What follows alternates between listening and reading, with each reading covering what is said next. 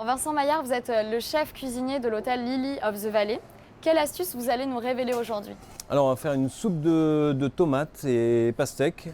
Et en fait on va appeler ça une soupe rouge et pourpre avec tous les produits qu'on a en ce moment. La tomate, Super. la pastèque, on a encore quelques cerises, les fraises, les différentes fleurs, du chiso, du basilic pourpre, de la capucine.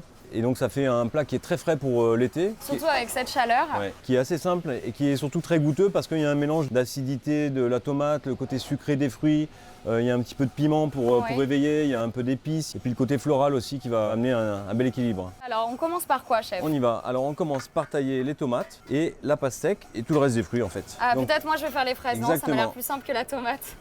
donc il faut juste les couper suivant la taille, en 2, en 4, Ok, en bout à peu près comme ça et les mettre dans le... super. Les mettre Allez. ici. Pendant ce temps-là, je vais tailler des beaux morceaux de tomates en dés. Alors qu'est-ce que c'est comme tomate? Alors là, c'est de la cœur de bœuf. Ah oui, c'est les meilleures celles-là, il me semble. Elles sont très charnues. Après, une bonne tomate marche très bien aussi. Hein. L'important, c'est que ce soit une tomate qui ait du goût. D'accord. Et vous enlevez la peau alors? Non, je laisse tout. Ouais, parce que la peau elle est très fine des cœurs Oui. de bœuf. Vraiment, quand on a des tomates qui sont pas très bonnes ou qui sont très traitées, c'est important d'enlever la peau, mais là, c'est vraiment pas le cas. Vous voulez que je coupe quoi d'autre? Parce que Alors je crois qu'il y après, a on plus va de fraises. couper les petites tomates. Ok, Donc pareil, peu importe la taille, donc là, on va peut-être les faire comme ça pour qu'on voit un peu l'intérieur. Ça, c'est la garniture. Et après, tout le reste est mixé pour faire la soupe. d'accord. En fait, l'idée, c'est pas de faire de parure et de pas gâcher la tomate. Mhm. Donc on prend tous les autres morceaux qu'on va mettre dans un petit saladier ou un bahut et puis on va mixer. Vous allez mixer au mixeur plongeant? Exactement. Ah. On peut le faire avec un robot si on veut. Ouais. L'important c'est de le mixer.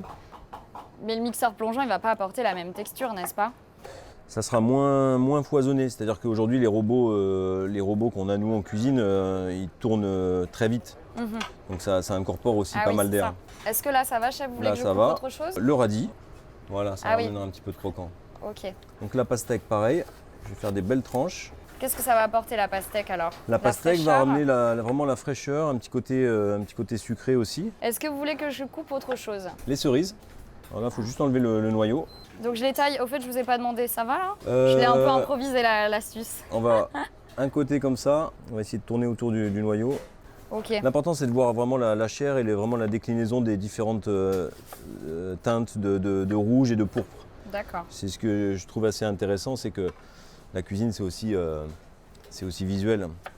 Oui, mais là je mets un petit peu ma touche personnelle, hein, Mais c'est oui, ça. Hein, mais la cuisine c'est fait pour être adapté. Il y a un dicton que j'aime bien, c'est il faut le bon sens prime sur la recette. Oui. Bon, du coup, ça va, on appréciera mon implication dans cette astuce. On va l'apprécier. Peut-être je devais faire plus C'est serré, parfait. non? Ça va? C'est parfait. Bon, On va super. tailler des petites pousses de carmine. Donc ça c'est un peu une variété d'endive Ah oui, c'est ce que j'allais dire, parce que je connaissais pas.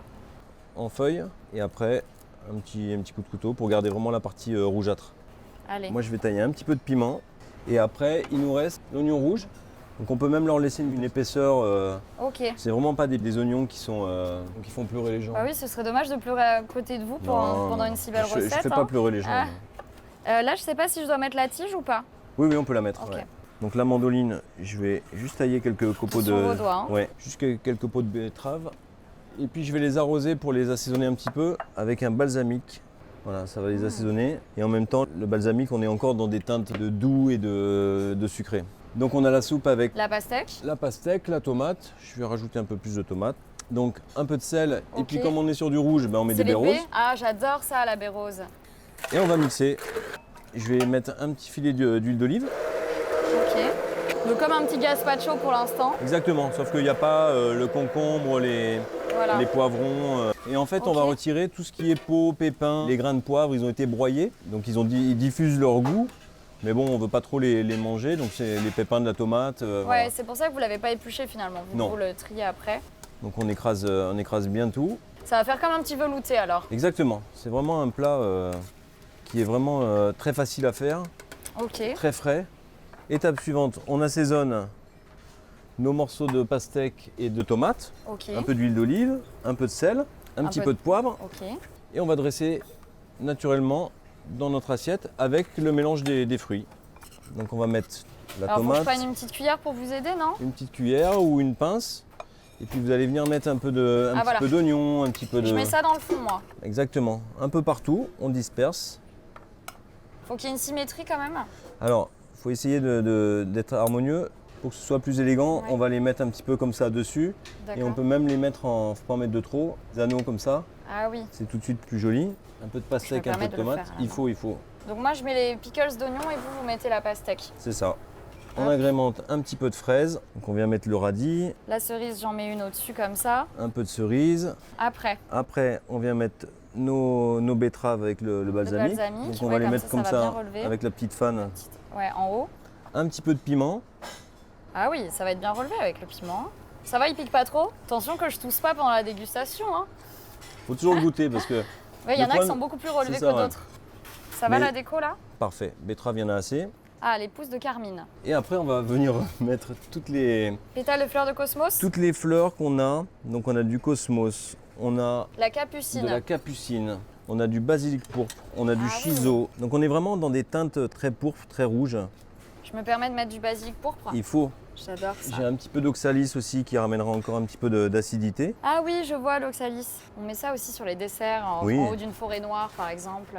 Là, la fleur que vous avez mise, c'est? Ça, c'est un peu comme une fleur d'échalote. C'est un petit peu, voilà, c'est pas très aillé, mais donc voilà, on a notre petite salade et on va venir mettre un peu le balsamique qui nous reste, qui a assaisonné nos betteraves. Voilà. On termine avec un peu de piment d'Espelette. Ah, j'adore. Il faut toujours que ce soit bien réveillé. Ça va être bien réveillé. relevé aussi.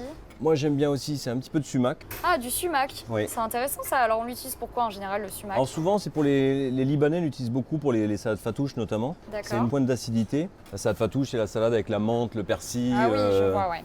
Le concombre, la tomate, les oignons. Et puis on va mettre notre soupe en piché qu'on servira à table. Merci beaucoup chef pour cette belle astuce de chef justement qu'il me tarde de refaire à la maison très prochainement, surtout cet été lors des fortes chaleurs. Avec plaisir. À très vite, merci beaucoup. Merci beaucoup.